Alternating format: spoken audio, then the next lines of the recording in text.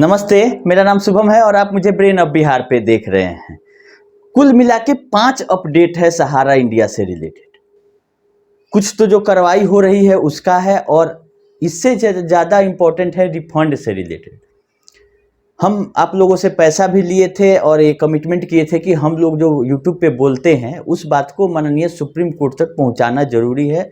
उसके लिए हम केस नहीं फाइल किए। जो पिनक पानी मोहंती का केस चल रहा है उसमें एक आईए लगा दिया है और पिछले सोमवार को ही मेरा आईए फाइल हो चुका था। सब लोग पूछ रहे हैं कि लगा नहीं लगा, क्या हुआ। तो आईए तो लग गया है, ये बताना ज़्यादा जरूरी नहीं है। आईए पे जिस दिन सुनवाई हो जाएगा, 10 गो प्रेयर है मेरा, केवल 1-2 पे भी अगर कुछ सुनवाई हो गया और उसको मान लिया गया तो ये बहुत बड़ी चीज़ होगी। तो इम्पोर्टेंट ये है कि उस पर अब सुनवाई हो जाए। टोटल पिनक पानी मोहंती में 40 आईए फाइल है और आप लोगों को बता दें कि जो पोर्टल के लिए 5,000 करोड़ आया था वो सरकार ने पिनक पानी मोहंती के केस में आईए लगा के ही 5,000 करोड़ लाया था। कोई अलग से सरकार ने केस नहीं फाइल किया। एक पीआईएल का मैटर है जो कि पूरे देश में जो चिटफंड कंपनियां हैं उसके खिलाफ में एक फाइल किए हैं। उसी में सरकार ने अपना एक रिक्वेस्ट डाला कि सहारा से बहुत लोग पीड़ित हैं और उसका 2253 करोड़ सहारा से भी में अनयूटिलाइज पड़ा हुआ है, ये हमको दे दिया जाए, हम बांटेंगे, सहारा को नहीं। क्योंकि सोसाइटियों का 2253 करोड़ उसमें जमा हो गया था जो कि एक गड़बड़ी करते हुए सहारा ने जमा किया था। जिस तरह से जमा करे 5,000 करोड़ रुपया उसका रिलीज हुआ था, वो लमसम अब खत्म के कगार पर है। क्योंकि जो जून का स्टेटस है सीआरसीएस का, उसमें 4600 करोड़ 4548 करोड़ के आसपास बता दिया गया था कि जून तक ही बट गया है, तो बचा 500 करोड़। तो 500 करोड़ भी आज 25-26 जुलाई हो गया, लमसम खत्म हो गया होगा।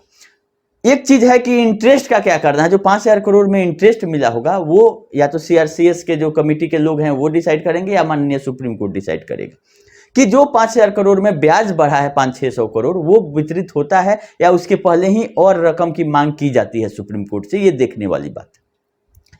आइए अब अपडेट से शुरू करते हैं कि एक सहारा लाइव का सुनवाई 2022 से चल रहा था। केस 2022 का ही था, 2023 में उसको एकाएक ट्रांसफर किया गया था। उसका सेबी के ये आईआरडीए के आदेश के अगेंस्ट में उसका ट्रिब्यूनल होता है। जैसे सेबी का ट्रिब्यूनल होता है वैसे ही आईआरडीए का भी सेम ट्रिब्यूनल है, सिक्योरिटीज अपीलेट ट्रिब्यूनल। वहां पे हियरिंग चल रहा था। इनके बड़े बड़े वकील वहां भी खड़ा हुए हैं और अपना पक्ष रखे हैं। दोनों पार्टी को, मतलब आईआरडीए को भी और इनके वकील को भी बहुत बेहतरीन तरीके से कोर्ट ने सुना है। सुन करके ऑर्डर को रिजर्व रखा है, मतलब सुनवाई खत्म हो गई है और 1 वीक का टाइम दिया है कि अगर कोई अपना रिटर्न सबमिशन दायर करना चाह रहा है दोनों पार्टी से, वो अपना दायर कर सकता है। उसके बाद हो सकता है कि 1 वीक के बाद 10-15 दिन के अंदर उसका आदेश अपलोड हो जाएगा सिक्योरिटीज अपीलेट ट्रिब्यूनल के। अब उसमें ये डिसाइड होना है कि सहारा लाइफ जो है वो सहारा के पास रहती है या एसबीआई लाइफ में जो मर्ज किया गया है वहीं पे कंटिन्यू करेगी। अगर जिसके पक्ष में आएगा, अगर मान लिया तो ठीक है, नहीं तो अगला सुप्रीम कोर्ट जाना है उसमें। ये रहा सहारा लाइफ का अपडेट। दूसरा अपडेट है आपका, जो ईडी ने 2 आदमी को अरेस्ट किया था उसमें 23 तारीख को प्रोडक्शन था उनका ईडी कोर्ट में, जो कोलकाता ईडी हमारा इंडिया का जांच कर रही है, तो उसका आदेश अभी अपलोड नहीं हुआ है। हालांकि 14 तारीख के बाद 16 तारीख और 19 तारीख 2 दिन सुनवाई हुई है उस मामले में, लेकिन प्रोडक्शन था 23 तारीख का।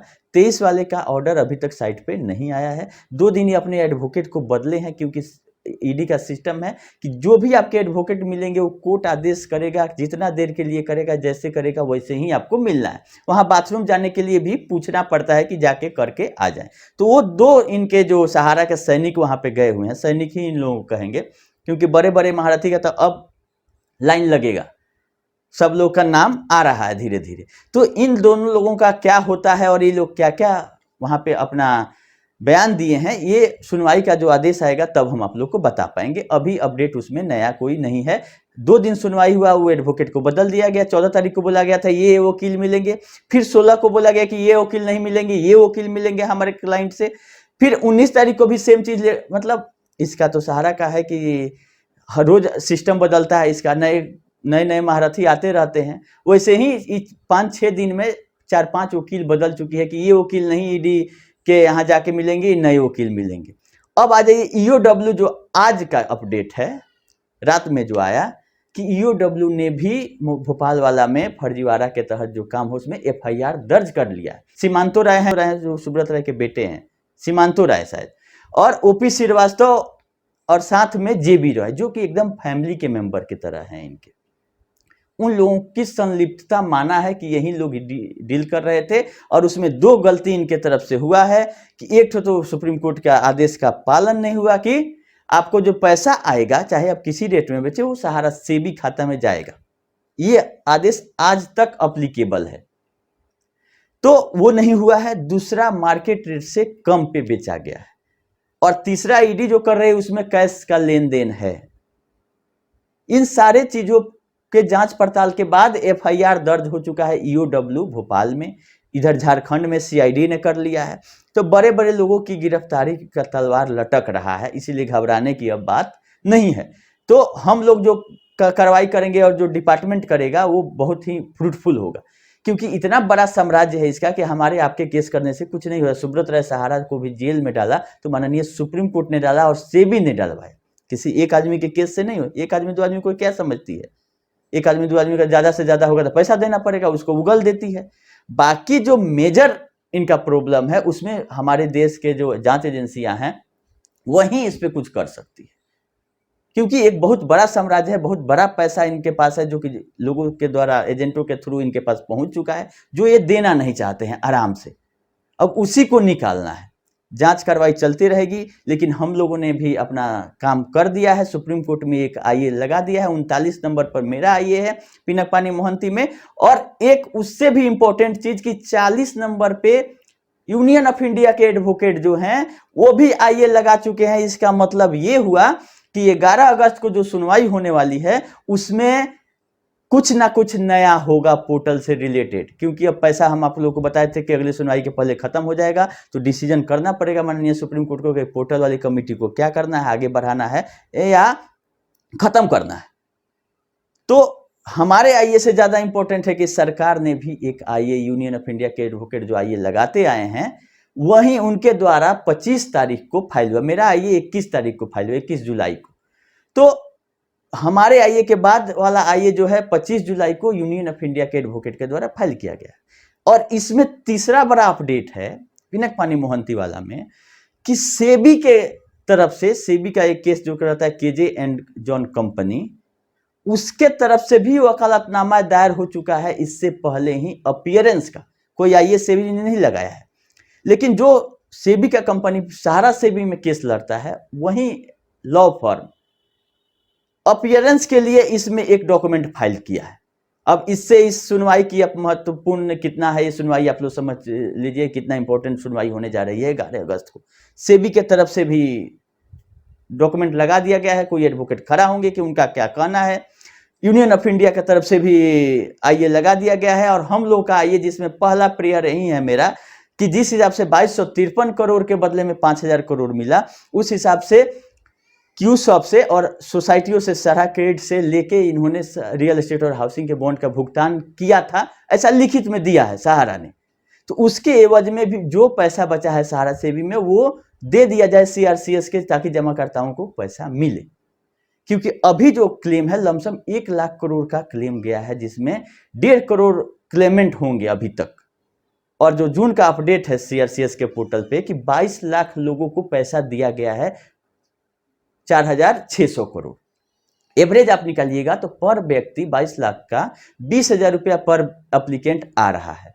लेकिन 22 लाख ही नहीं, ये लमसम 10 से 15% लोग को हुआ। मतलब कि 100 लोग अप्लाई किए तो 10 लोगों के अकाउंट में 20,000 रुपया आया। किसी में 5,000 भी आ सकता है, किसी में 48,000, 50,000 भी आ सकता है, क्योंकि मैक्सिमम लिमिट है 50,000।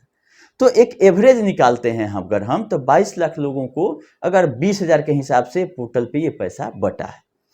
अब रहा बात की एवरेज पैसा जमा कितना है, तो 1.5 करोड़ लोगों का आप एवरेज निकालिएगा तो 70,000 के आसपास आएगा, जो कि 1 लाख करोड़ के आसपास का लायबिलिटी है। लेकिन ऐसा नहीं है, किसी का 10,000 है तो किसी का 5 लाख है। 5 लाख से ऊपर वाले लोगों को 1 रुपया नहीं मिला। सरकार इस चक्कर में है कि मैक्सिमम लोगों को हम दें ताकि लोगों को लगे कि सरकार कुछ कर रही है। जिसका ज्यादा जमा उसका 1 रुपया नहीं मिले तो उनका कहना है कि उनकी संख्या तो कम है, वो ज्यादा हल्ला नहीं करेंगे। लेकिन जिसका 10,000, 20,000, 50,000, 1 लाख तक है, उनको दे के पहले इस लाइन से बाहर करो कि भीड़ कम। सरकार का टारगेट है। लेकिन मेरा प्रेयर ये है कि अब ठीक है 50,000 तक आप दे दिए, सबको 50,000 तक के लोगों को खत्म कर दीजिए, ये अच्छा है, कोई दिक्कत हमको इसमें नहीं। लेकिन इसके बाद आप प्रोपोर्शनेट पेमेंट कीजिए परसेंटेज के हिसाब से, कि अगर आपका 10 लाख जमा है तो 10% मिलेगा आपको, तो 1 लाख रुपया मिलेगा। इस तरह से तो उन लोगों के साथ अन्याय हो जा रहा है जिनका 10 लाख 5 लाख जमा किया, उनका पैसा नहीं है, वो चोरी करके लाए थे। मैक्सिमम एजेंट पीड़ित है, जो कि जमाकर्ता का भी गाली सुन रहे हैं, 1 रुपया मिल भी नहीं रहा है, जमाकर्ता का क्या मिलेगा, उनका भी नहीं मिल रहा है।